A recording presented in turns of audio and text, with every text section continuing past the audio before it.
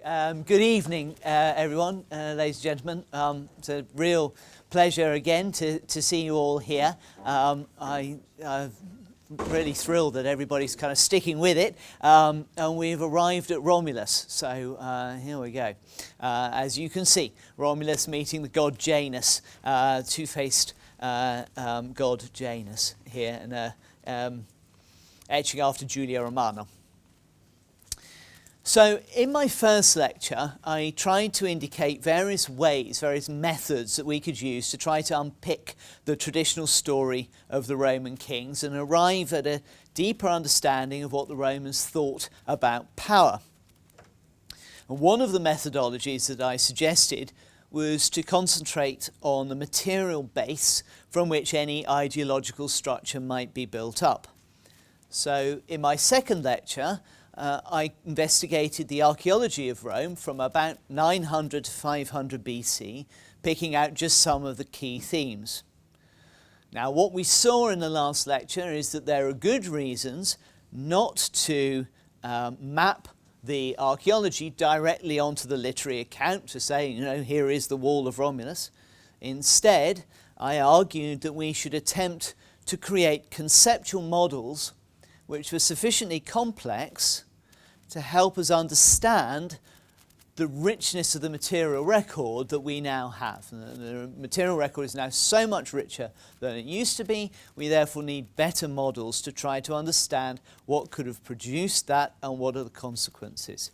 And I highlighted just a couple of ideas, the idea of watcher mechanisms and of reciprocity as ideas which might help explain the existence of rulers within broad heterarchic structures where power is distributed rather than being all descended from a single figure.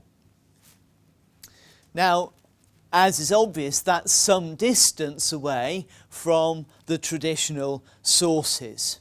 And if we go to those sources again, as I tried to pick out a little bit in Lecture 1, these have been interpreted in many different ways, but I think they kind of boil down, leaving aside the Carandini line, to three fundamental ideas. One, that traditions are historically worthless bundles of material from various dates, so you can't really do anything with them.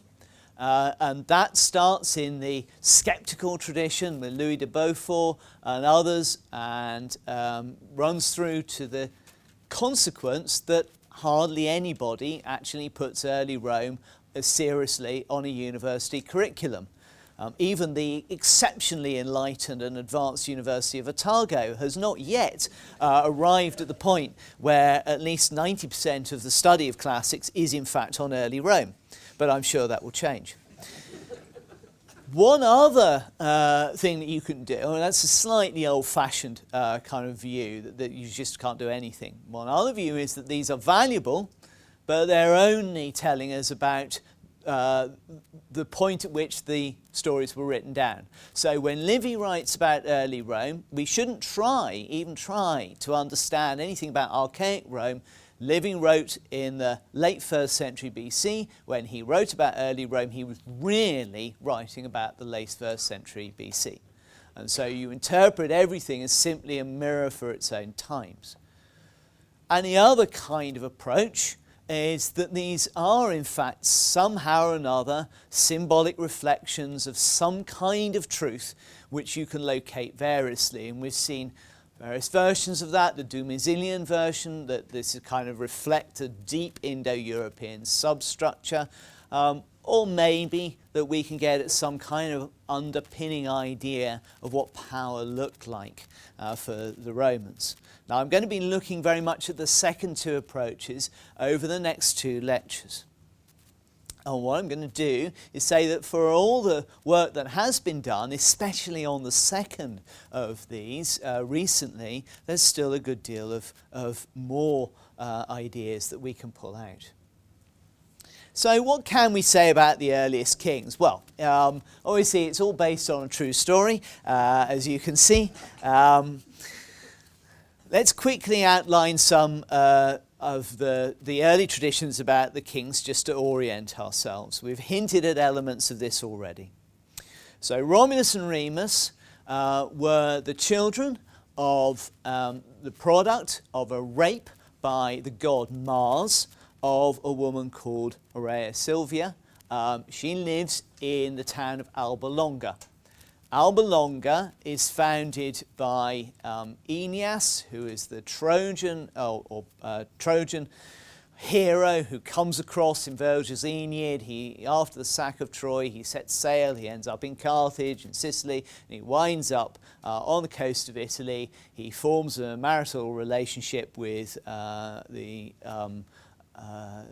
Romans. He goes off and founds his city Alba Longa. He dies and disappears, and his son Tullus carries the line onwards. Now, 13 kings rule in Alba Longa, and the last one that we deal with is a horrible man called Mullius, who is nervous of the fact of prophecies that Rhea Silvia's children would rule. So he first of all makes her a Vestal Virgin, so she's not supposed to have sex with anybody, but, you know, gods are gods, so that gets taken out of the way. And then he tries to have the children killed, but they're put in a basket, they float down the Tiber, they arrive, wolf suckles them, they're carried up into a hut by a shepherd called Faustulus, they're brought up there incognito, but their essential kingliness and virtue shines out. They found the city of Rome.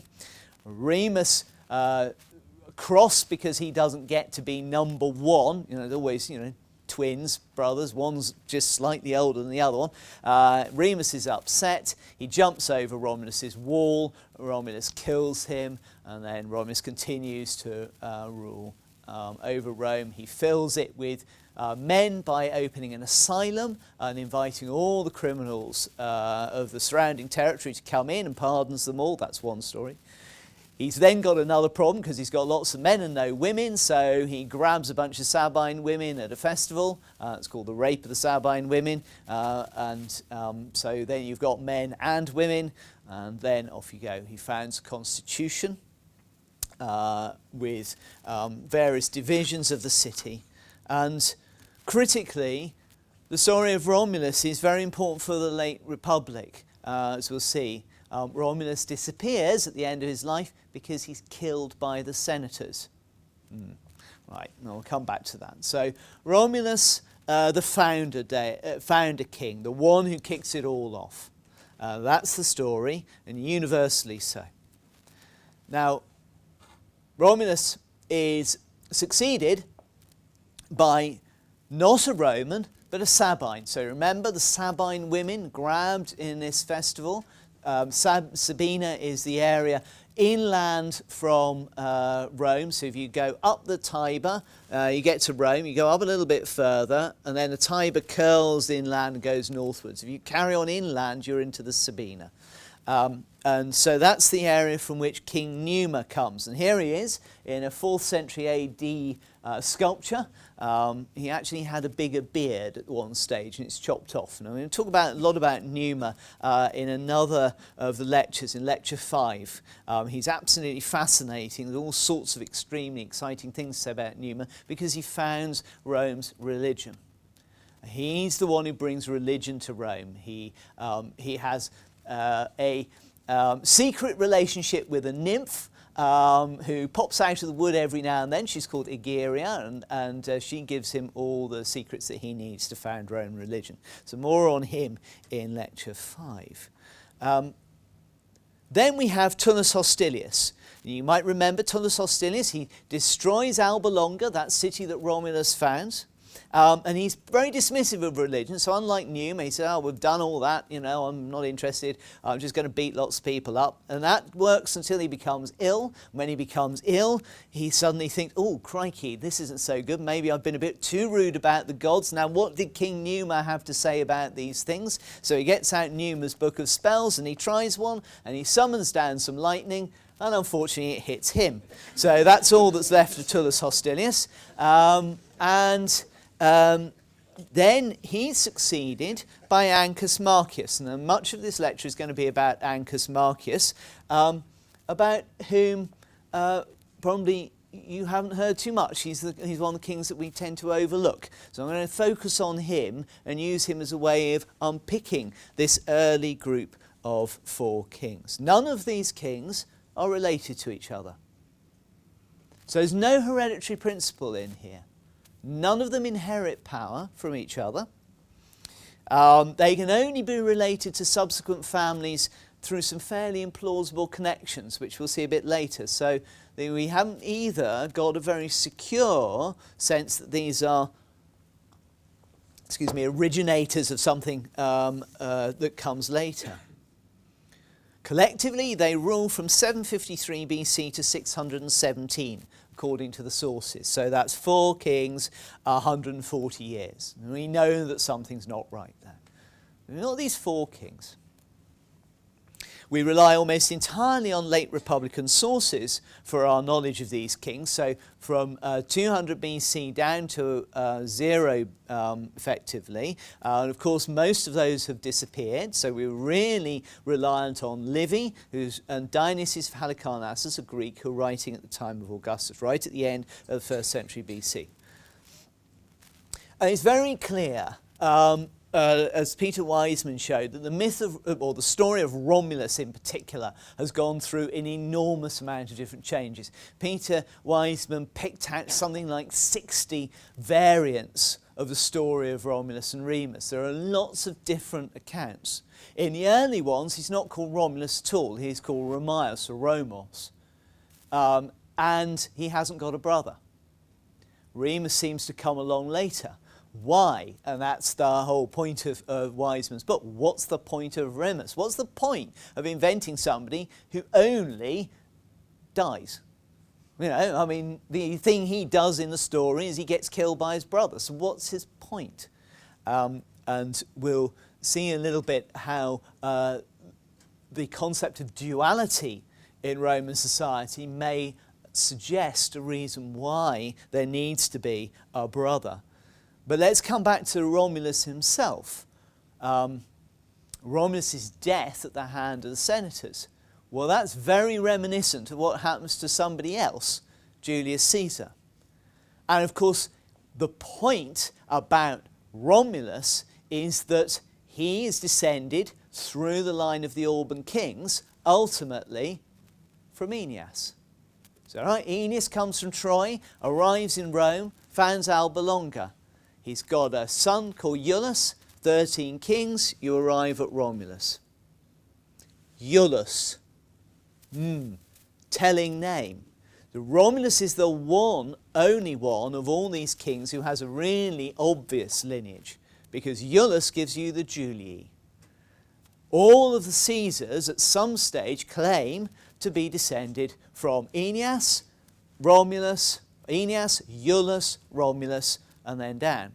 That means that both Julius Caesar and Augustus, Julius Caesar's adoptive son, are able to say, look, we are part of this very ancient history. Now, this is really interesting.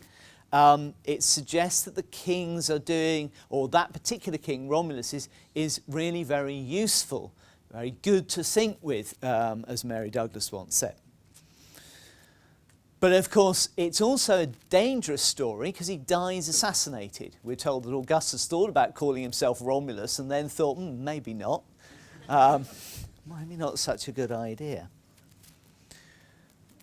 But Romulus also founds a constitution, and lots of people do work through the idea of new constitutional starts. So there's several new constitutional starts in the 1st century BC, under Sulla, for instance, the great dictator, under Julius Caesar himself, another great dictator, and under Augustus, who eschews the title dictator and comes up with something different. So this idea of Romulus as a constitutional founder is useful for later constitutional founders, especially if you can claim descent.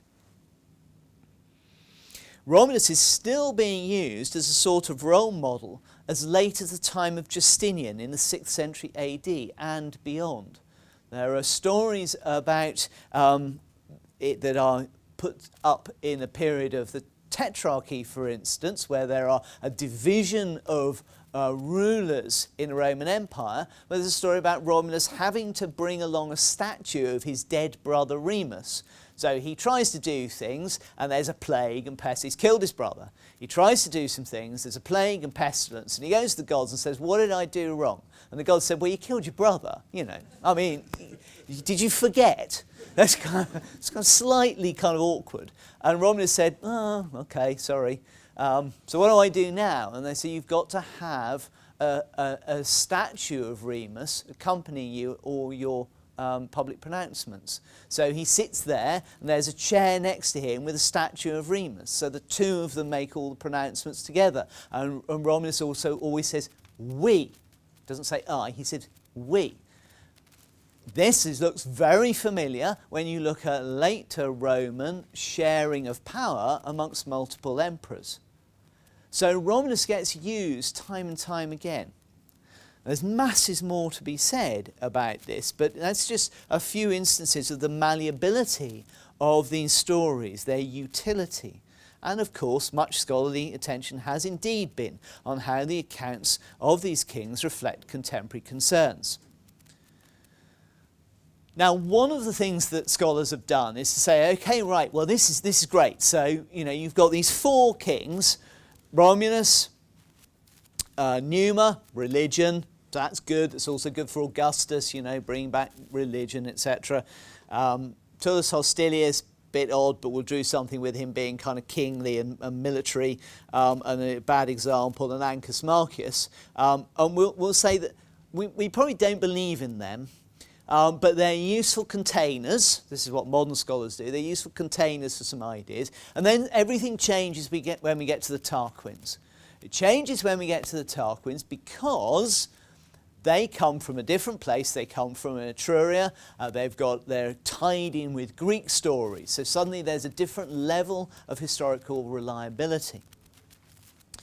Now, one of the things I'm going to argue against, or that is one of the things I'm going to argue against. So in the next lecture, I'm going to tell you all the reasons why we shouldn't believe quite as much about the Tarquins as we might think.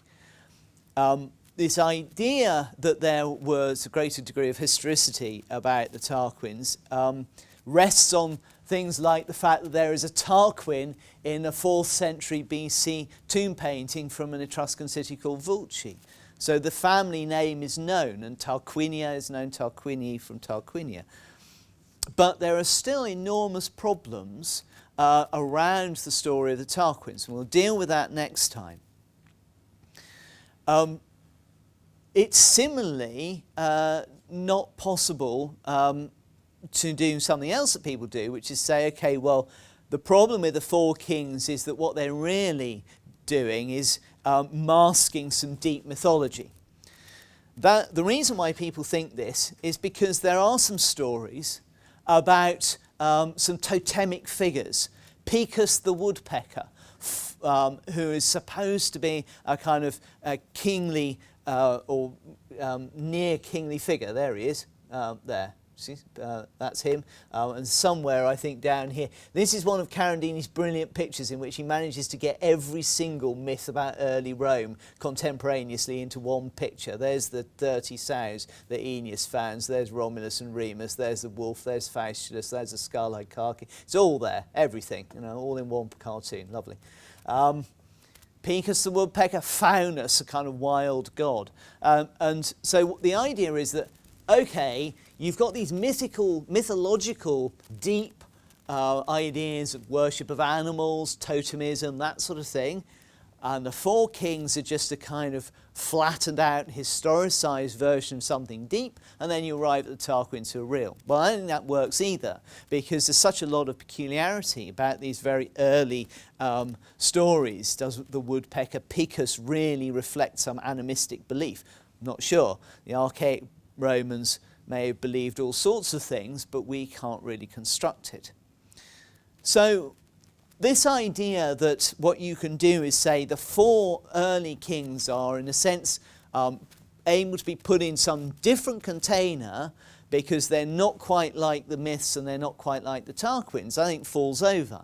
The methodological problems run right through all the evidence. Instead, what we need to do is not be depressed and say, oh God, we can't talk about this at all. It's all just going to be literary criticism of Livy.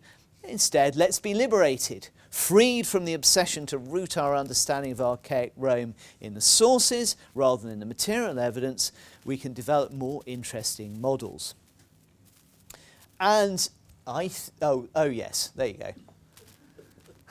So this is the earlier comic history of Rome version of Carandini's rather po-faced, God, edit out po-faced,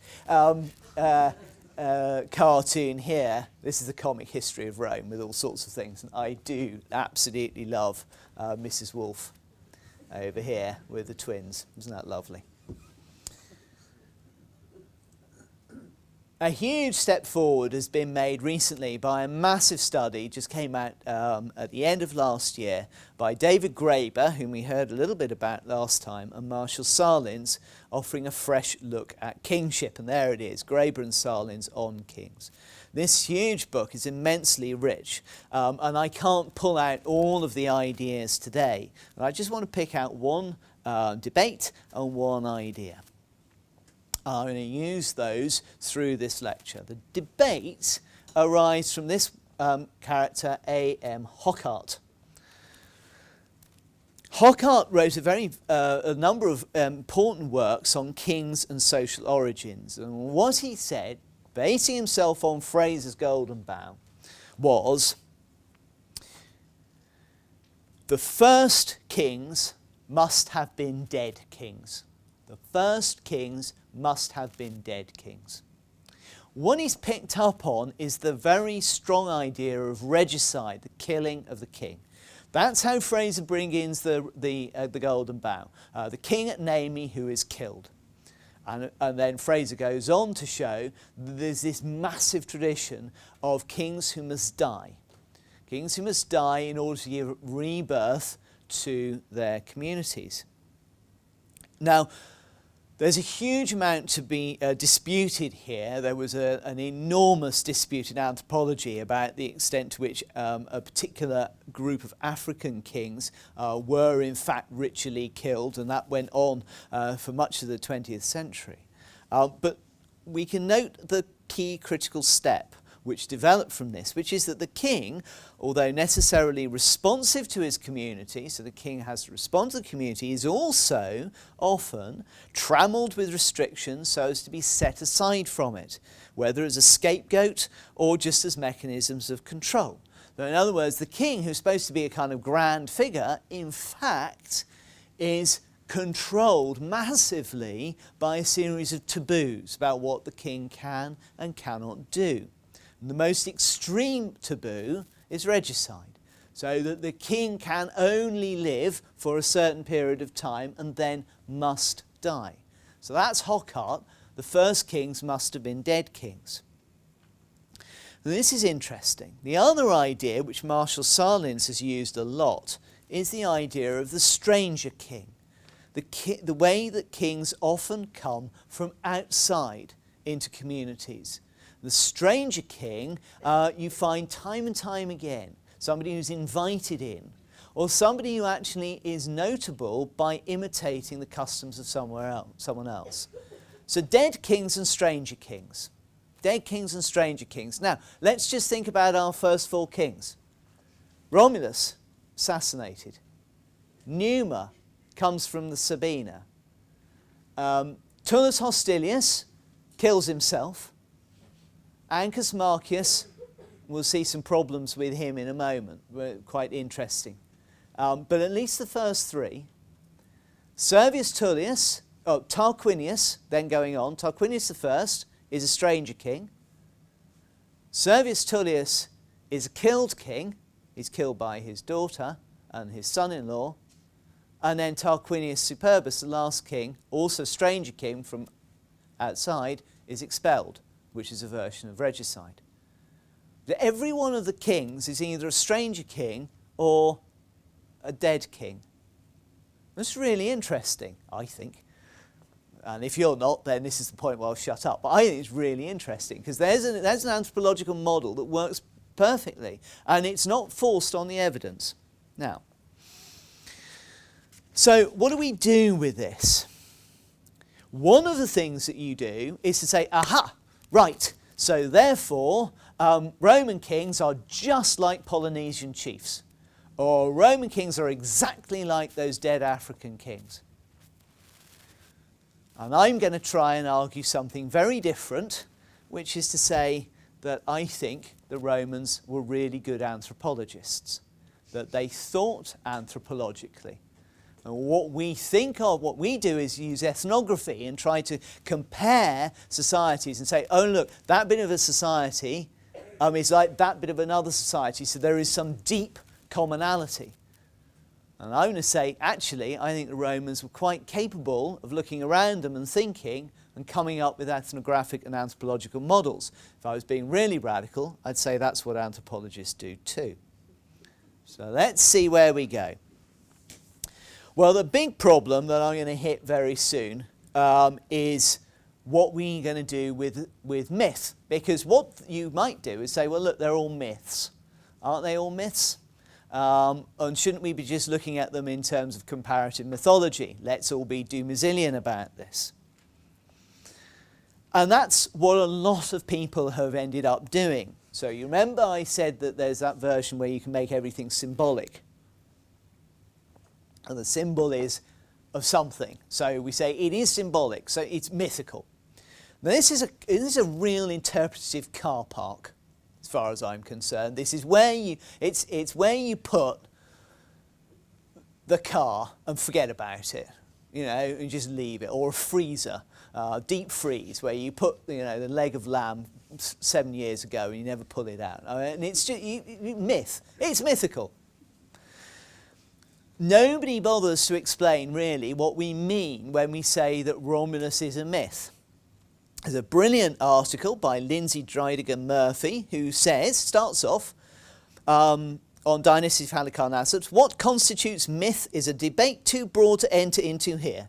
Full stop. Right, that's got rid of it.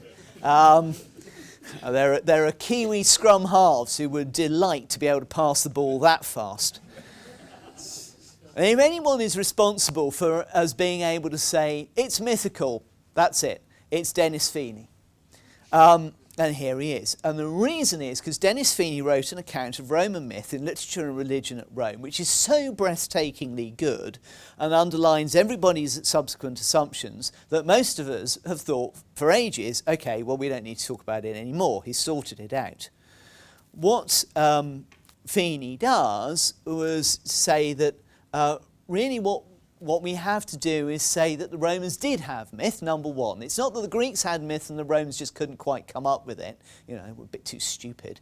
No, we've got to find the Roman mythopoetic processes. They're not a literary game. They are, in some sense, really important. The way that the Romans construct stories is actual serious play, embedded in social and political relations, expressive of and constructed by the material conditions of society.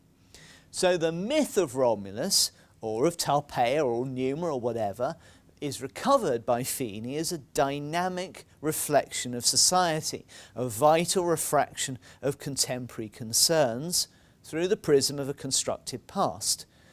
So you're seeing here this idea that it is actually symbolic, it's using the past to reflect on today, and that is the mythopoetic process of the Romans. Oh, the move is to say, let's not try and define a myth, but let's say, what does myth do? Go around in ages saying a myth is this. The more important thing is, what does myth do? A myth constructs a past that helps you understand your present. Now, that's fine, and it kind of works very well for Augustus, but it's and it got us out of the problem of a Dumouzilian, you know, the deep structures of life. It's a bit like those of you who follow psychology, we gave up Freud and moved to Gestalt. This is sort of okay, but it leaves us with some problems, I think, because one of the things that you end up with is saying, well, we can't define it, it's just what it does, just myth. Can't define myth, it's what myth does. And myth tells us about us. And although that's got us a long way, and Feeney's step was really important, once you try to go beyond that, you hit some barriers. Now, Mary Beard comes up with this idea, well, that is the cul-de-sac, that is the interpretive cul-de-sac. It's a vague, overextended concept. That's what mythology is. It's vague and overextended. So we shouldn't be surprised that it kind of all sort of dissipates out. Bob Fowler said that there was some big kind of mental split between mythos and logos, and that mythos was a way of talking about the world which was, as it were, quasi-symbolic, and it was differentiated mentally from logos, which was serious, hard research. So Herodotus is mythos, Thucydides is logos. Now, unfortunately, that doesn't really work for the Roman world, so I'm going to have to bracket that one. I think the really important step is what Matthew Fox does, who says that actually, as soon as you realise that the Roman version of myth is actually their history, and that all their history is to some extent mythical, in the sense that it is doing the work of telling a story for now, I think we get a little bit further. And moreover, I would say that I think the Romans actually understood that themselves. Ancient historians didn't make, and Roman historians didn't make the same differentiation between myth as not true and logos as true that we might. Livy, for instance, is very happy to say, after the first 5 books of his history, starts book 6, and he says, by the way, everything I told you, I didn't really know anything about that. So all the records were destroyed in the Gallic sack. So I've just spent 5 books telling you about all this stuff. I didn't really know anything about it. But I'm not going to tell you it's not true because it was useful. Right at the beginning, he says, some of this stuff is a bit fanciful, but it's a good way of understanding how Rome came to power. Roman historiography is a constant critical re-evaluation of the past. That from the very beginning, i.e. from the first historian and from the first bits of history they decide to try to talk about, it's intended to inspire and encourage emulation. So what I want to do is to introduce a different concept, and it comes from a couple of authors called McNeill and Marley, and it's called myth history. Now, what myth history is supposed to do is that it is a very dynamic view of history in which we write history to provide a myth for a coherent global society. That's what McNeill says. And Marley pushes on and says we should write history which, in recognising myth, produces a historiography, a spur to life, he says, in a Nietzschean term, which treats not only what actually happened, that is history, nor what people believe to have happened, that is myth, but rather the process in which both produce and reproduce historical meaning. So in other words, instead of actually dividing them, we put the two together and we actually try to make them work collectively, not only as a way of understanding previous writers, but actually as a dynamic way of writing history itself. That's quite interesting. His heroes are Abby Warburg, who is here in North America wearing a Native American costume. This is where Abby Warburg, who'd been really, really depressed about life and couldn't see it, went off on honeymoon to North America and saw the Hopi Indians dancing and said, that's it. I'm now sussed the entire world. It's all about dance. And off we went. So there we go. Walter Benjamin. And it's Kantorowicz, who wrote the great book, The King's Two Bodies. What is specifically modern about these three is that they critically recognise myth as constitutive of history. They don't make a division. Myth and history go together in their works. And so we've got a very interesting dynamic model where history becomes myth, myth becomes history, and the two work together, and that then comes close to what Matthew Fox says. Writing the history of Rome's kings produced a variety of self-representations deferred onto a realm we would call mythical, but which would only function because it could constantly be reclaimed and reinterpreted as history. Now, in other words, the critical thing is, if we say, as I started off by saying, oh, the first four kings, they're a bit weird, so they're sort of quasi-mythical, and then the Tarquins are historical, we've completely missed the way the Romans were thinking, and methodologically it's problematic as well. Instead, these are myth-historical. So where I want to go is this, just half a dozen bullets. I'm not going to stress the myths of the regal period, because I think that as soon as we say it's myth, then we end up getting in all sorts of kind of problems. I think they are recognised as true at some critical and vital level by the Romans. Now, how is this history produced? In what circumstances is it embedded? Well, I think that some shape or form, the preconditions for producing this story must be social. I don't think that we should believe that Fabius Pictor or Livy sat in their room and suddenly came up with all of this by themselves. There was a moment where this kind of light bulb went on. They said, I know, I'm going to invent myth history, and that will solve all the problems of the Romans. In some ways, this has to have been a social process. I'm also going to say that actually this process of putting history and myth together and understanding the way that they interacted with each other is not something which is our discovery. It wasn't Abbie Warburg who discovered it. It was Abbie Warburg who found this in the things that he was looking at. In other words, the historians are capable of understanding how to do myth history. At no stage, therefore, should we imagine the writers of these stories are innocent of the story's prehistory. In other words, they know, they're getting these ideas are arriving at them. They're not innocent, they're aware of the antiquity of these stories and their peculiar social production. Taken together, this historical process is a reflection on inherited stories and has an intent to predispose action. So in other words, these stories are from the very beginning intended to make you do things in a certain way. You don't create a story about Romulus unless you actually want people to absorb that and respond in action.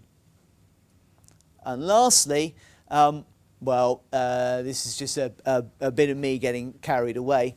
I spent too long in Germany. Emergence of this critical reflection. One of the things people do is say that the moment where you end up with critical reflection is modern. It's modernist, it's Weberian. Weber said people believed and then they started to disbelieve and to critically question. When they started to disbelieve and critically question is the moment of disenchantment. It's the arrival of the modern. The problem is that every time you look at any society, you can see them critically reflecting. This concept of the modern doesn't really work. Everybody is critically reflecting and everyone is communicating. That's my suggestion, so I'm anti-Weberian. Now, let's have a look at how this might work with some of our kings. Did you know that Tullus Hostilius has a Twitter account? This is the avatar of Tullus Hostilius on Twitter. He represents a rather belligerent figure who tweets cross things about the world. And there again is Ancus Marcus.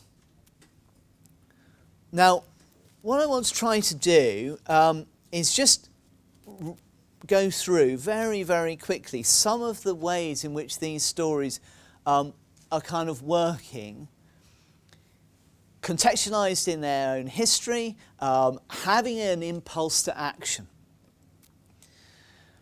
One of the problems that we've got is that they've come through a lot of different distillations, so lots of different periods. It's not that we can say, yes, there's one moment in time where this story was created and then it's fixed forever. They're constantly being rehashed. And that means that we're in the process of looking at an accumulation of ideas.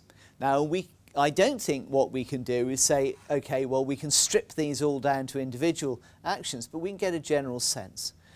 One of the really important things about the Tullus Hostilius story is the absorption of Alba Longa. So Alba Longa is the mother city. It's where everything starts. It's really important symbolically because if you stand on the Capitoline Hill at Rome and you look down the Via Sacra, do you remember I said the Via Sacra was a very important early road running right through Rome? If you stand on the Capitol and you look down the Via Sacra, you will find yourself looking at the sanctuary of Jupiter Latiaris near Alba Longa. It is effectively what we might call a ley line. It is a line of power. Why do you stand on the Capitol and look at Alba Longa? To take the augury, take the auspices. Are things going to go well or are they going to go badly? And you do it very precisely at the moment when you're about to declare war on somebody.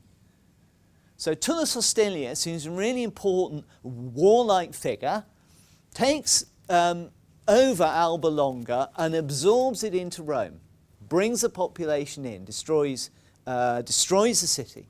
It's the first moment where Rome, as it were, eats its parents in a kind of rather Freudian way. That's interesting. But this idea of actually bringing community in and being able to spread, this is really one of the leitmotifs of early Roman history. Romulus brings in the Sabines. Numa is a Sabine king. Tullus Hostilius brings in the Latins, absorbs them into the community. It's a myth of the way that Romans grow their society. It's not a comfortable myth because the king of the Albans, Mettus Fufetius, ends his life. He betrays Rome. Tullus Hostilius takes revenge on him and then brings the Albans into Rome. How does he take revenge on Mettus Fufetius? He ties each of his limbs to a horse and sets the 4 horses off in different directions. So Mettus Fufetius is effectively dismembered and the Alba Longans are brought in to the city. They're destroyed by being made part of a unity. So there's a really interesting dismemberment unity going on with Tullus Hostilius. Now what happens when we get to Ancus Marcus?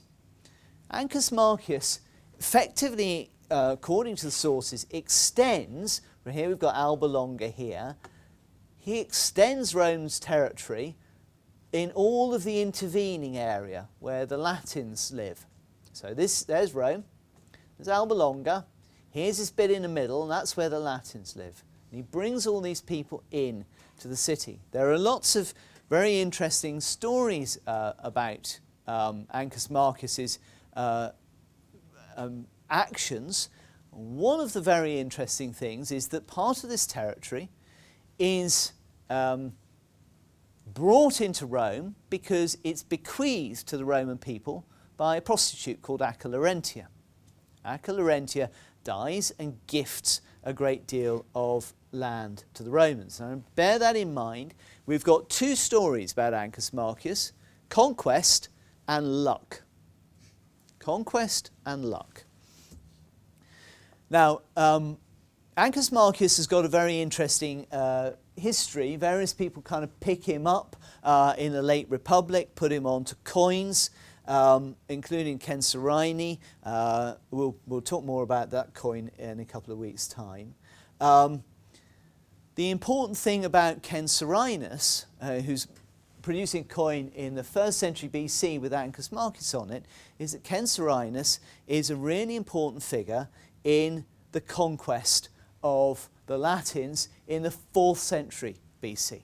So, just let me stop a moment. Ancus Marcus, 7th century BC, is said to bring the Latins into the Roman domain. by war and by a bit of luck. Akal Arendt, the prostitute, and some war. Censorinus, in the 4th century BC, is responsible for conquering the Latins when they revolt against the Romans at a subsequent point in time. Censorinus, a descendant of, in the 1st century BC, puts Ancus Marcus on his coin. Now we can begin to see that Censorinus, this one, has worked out that going back to his ancestor Censorinus, there must be a connection with beyond Ancus Marcus. And I think it's got something to do with this whole matter of bringing a community into the Roman orbit. There is lots of really fun topography that one can play around with this, but I want to just concentrate a little bit on Akal Arendt. The problem about Akal Arendt is that she pitches up in 2 kings' stories. There are 2 versions. In one version, Akal Arendt is involved in the upbringing of Romulus and Remus. So she's in somehow or another either the stepmother, or in one version she is actually the wolf. And the way this goes is this. A Roman historian called Camponius Piso Frugi had worked out that 2 twins being suckled by a wolf was mildly improbable. He was no fool, our Calpurnius Piso. But he's stuck with this story, and it has that statue, remember, if I've got it somewhere or another. He's got that, oops. There's the statue of the wolf. So Calpurnius Piso Frugi's got a problem. How can he explain it? So he looks in his dictionary and he discovers that lupa can mean prostitute. If that's the case, who's the most famous prostitute in early Roman history? Akal Arendt. Akal Arendt therefore goes to Romulus. Fine. But it looks as if that's the later story, and the earlier story is that Akal Arendt is related to Ancus Marcus. You can see the way these stories are being jumbled up together. Now, Ancus Marcus becomes this really interesting figure who, associated with a woman of luck and fortune, and there are an awful lot of powerful women in Roman stories. There's the wife of Romulus, there's Egeria the nymph, there's the Sibyl who burns the books of Tarquin, there's Tanaquil, Tarquin I's wife, there's Tullia who drives over her father, there's going right down to Lucretia. A lot of powerful women doing very powerful things. So there's a possibility that Akal Arendt is one of those. Ancus Marcus, a conqueror and lucky because the bequest by Akal Arendt is to him and to the Roman people. How did he get it? Not clear. This is interesting. There's also a very interesting additional little bit. I'm going to draw some conclusions in a moment. But this inscription, one of 4 very peculiar inscriptions in very old Latin that are found somewhere on the Palatine, talks about a rex aequiculus, a rex from the Aequians, so one of the peoples up in central Italy, who creates the fetial law. The fetial law is the law of warfare. It's a wonderful law. I imagine you all know about this. This is great. What the Romans do is, to declare war, they throw a spear into somebody else's territory. So you march to the end of your territory and you chuck a spear into their land. And you say, we declare war on you. And it's always a just war. The Romans are always in the right. Fine. The really exciting thing is, theoretically, as a neighbour, you know the Romans are coming because the spear's landed up in your territory. And you think, oh, here we go again. What happens when the Romans are declaring war on places miles and miles and miles away? Do they send some bloke off with a spear all the way to Asia Minor to throw the spear in a territory? No, they create a little piece of land which is called enemy land in the centre of Rome. And you plonk the spear down in it and say, we have declared war, and publicly announced it. So you're an Asian, you're sitting there kind of minding your own business, drinking away and all the rest of it, and suddenly the Roman army turns up and you say, oh, hang on a minute, didn't you declare war? Oh yes, we put a spear in enemy territory back in Rome. Oh great, thanks. Anyway, but the fetial law comes from this Rex Aequiculus or Ancus Marcus. Now if Ancus Marcus is in one story a Rex Aequiculus, i.e. a Rex from outside, from the Aequians, he's another stranger king. In short, Tullus Hostilius and Ancus Marcus are doing something very interesting in terms of stranger kings, dead kings, and absorption of other people into the community of Rome. When might all of this have been important? I know, whiz through. When might all of this have been significant? I mentioned that Censorinus, the older Censorinus, is involved in a Latin war. The 4th century Latin war is one of the big mysteries of the way we understand early Roman Republican history. We don't know enough about it, except to know that these communities here, who must have been telling their own stories, who have their own ideas about the past, and many of whom claim Aeneas or other founder figures, all of these places revolt from Rome and are brought back under Roman control in a very long and very short but very bloody war. 2 years, 340 to 338, and the sources indicate that it's a tough war.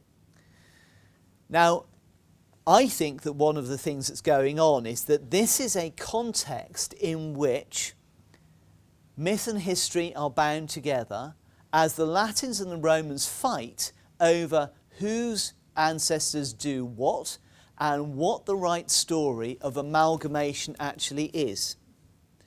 And the interesting thing about this story of amalgamation is that it's not pretty. Metius Fafetius is divided into 4 parts, and the Alba Longans are destroyed. So the Romans have a story which is actually telling us somehow that absorption and amalgamation is ugly. It's very difficult and harsh. Now, I think that's the sort of thing that you might find being produced in a shared communal context. One of the consequences of the Latins being defeated is that they are brought into the Roman community and they start to hold significant office. Now, the families who are holding these significant offices in Rome have got a very interesting story to tell. Latin families brought into Rome, losing their own identity but gaining a new one, reflecting possibly on the complexity of that whole process and pushing it onto these kings who are stranger kings or dead kings. Now, why a stranger king? The reason why stranger kings are so important is that they do 2 things, it seems to me. One is they offer a break from your own society. If you hit a problem and you can't solve it within your society, it's critical to go outside. And there are lots of anthropological parallels where people bring in a lawgiver or bring in a king from outside to break the logjam. Why is a stranger king useful? Because they're not descended from your own aristocracy, they're not part of your own problem, they offer a new idea. Stranger kings are really useful. This is a period in which Rome brings in people from outside. Now, they could be regarded as rather intrusive. You know, think about what we say about immigrants in the UK, and bring these people in, blimey. Here we've got a myth of stranger kings which says the stranger kings really help. How do we get religion in Rome? We bring in a Sabine. How do we get the law of war? We bring in an Aequian. The stranger kings are solving problems. So the stranger families that are being absorbed have the chance of solving problems at Rome. So that's one. Dead kings. Dead kings. At precisely the same time that all of this absorption is going on, something very interesting is happening in Roman politics. Roman politics in the early part is dominated by aristocrats of blue blood called patricians. They are defined in various ways. We can spend another 3 hours on that. I'm not going to.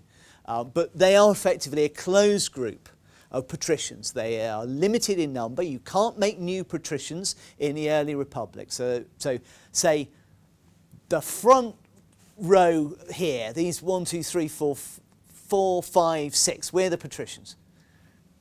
We wear red shoes, by the way, really natty red shoes. So 6 patricians here. And the rest of you are plebeians.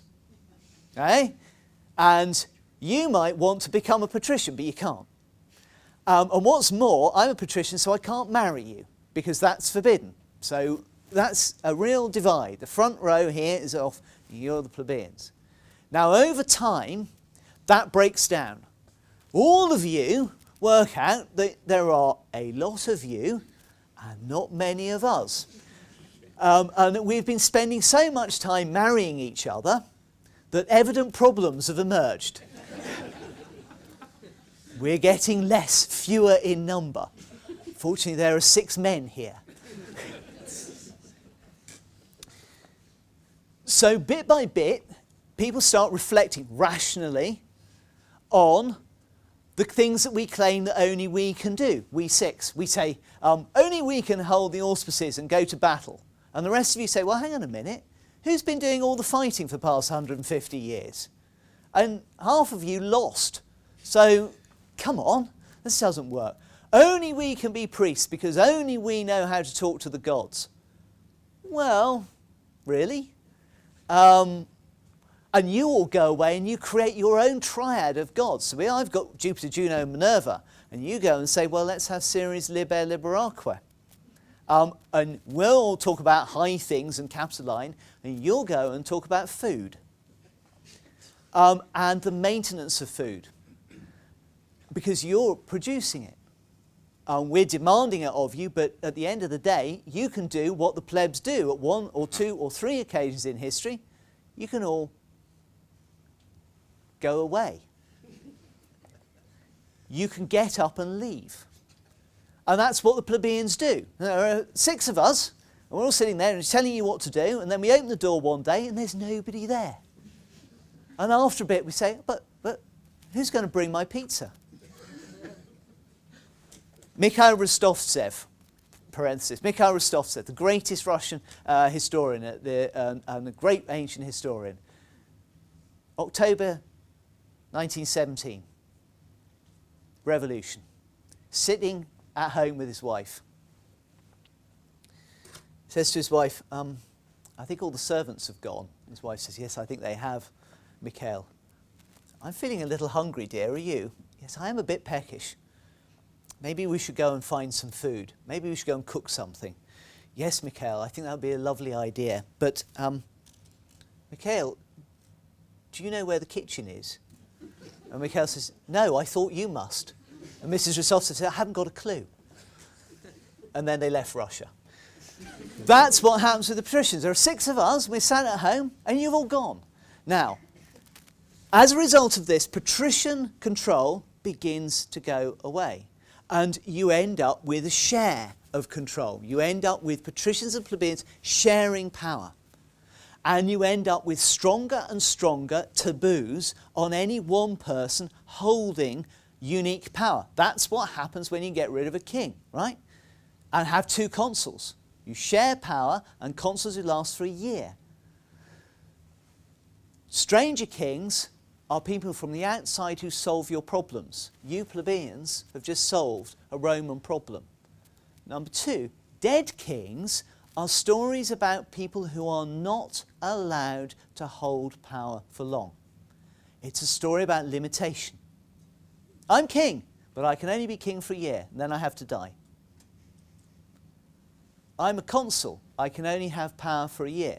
I don't have to die, but I am effectively a kind of dead king. I only get 1 shot at it, and I have to share it with somebody else.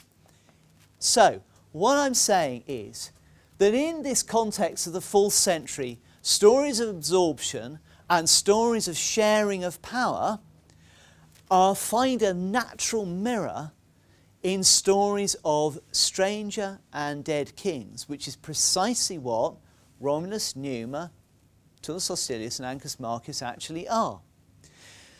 And I want to push this and say that here we've got this wonderful way of using the kings to describe what's actually happening in the 4th century BC. The kings are actually creating a myth, or being used to create a myth, that is telling people how to run their lives.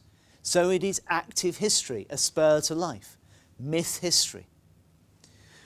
Now, what does this leave us with about any kind of story about the historicity of these 4 kings? It obviously seems to undercut massively any chance of saying Tullus Hostilius really did blow himself up with a lightning bolt. Do we care? Hopefully not too much. Marshall Sahlins, I'm going to close with this, Marshall Sahlins has a really beautiful phrase where he says, when we stop talking about 19th century history in the Rankian terms, we stop talking about what happened. You know, Ranke said that history was about writing down what happened. We've all kind of worked out that that's really hard to do. Sahlins said the job of history is to decide what it is that happened. Not what happened, but what it is that happened. What was the issue? And I think that what it is that happened in the 4th century BC is that the Romans dealt with 2 problems: absorption and division of power, and they did it together with all of these people here, and that process is described by and reflected in myth history of the first 4 kings of Rome.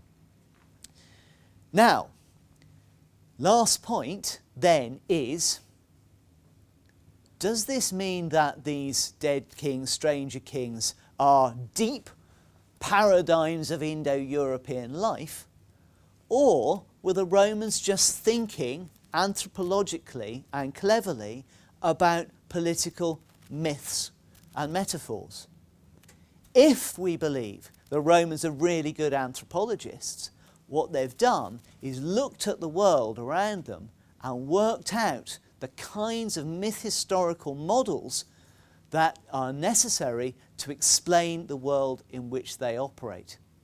And that, for me, is a really powerful paradigm, because it gets us into a world where we give agency to the Romans in devising their myth history, not as some sort of out of some primordial soup, but as an active way of explaining their world.